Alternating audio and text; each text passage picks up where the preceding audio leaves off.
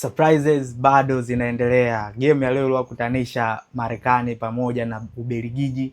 Ubelgiji anakwenda raundi inayofuata, kwa maana raundi ya robo finali, baada ya kushinda mchezo wao kwa magoli 4-1. Licha ya figisi zote zile ambazo USA amezifanya, sijui mambo ya kufutwa kadi nyekundu ya Balogun, lakini wanaingia kwenye hii mechi na kadi yao nyekundu ile ya Balogun imefutwa, na Balogun mwenyewe anashindwa kudeliver kitu chochote kwa ajili ya nchi yake, at least hata goli moja, na anashindwa kupata hilo goli moja.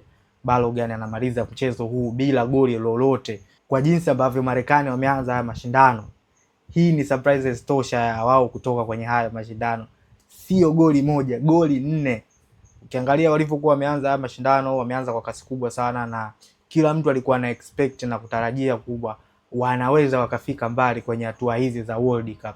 Lakini turns out Belgiji ambaye aliyokuwa anaonekana ni mchovu ndiye aliyokuja kumuondoa tena kwa magoli 4 ambayo sio kabisa ya kitoto. Kabla hii game kuchezwa, ukiniuliza mimi naweza nikakataa kabisa kwamba Belgium anaweza kwenda hatua inayofuata.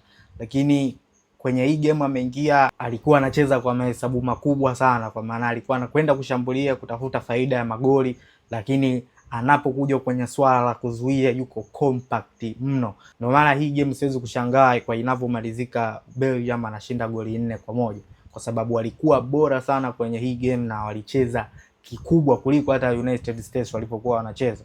Ni rasmi sasa, USA ameondoshwa kwenye haya mashindano na Ubelgiji wanakwenda hatua ya robo finali.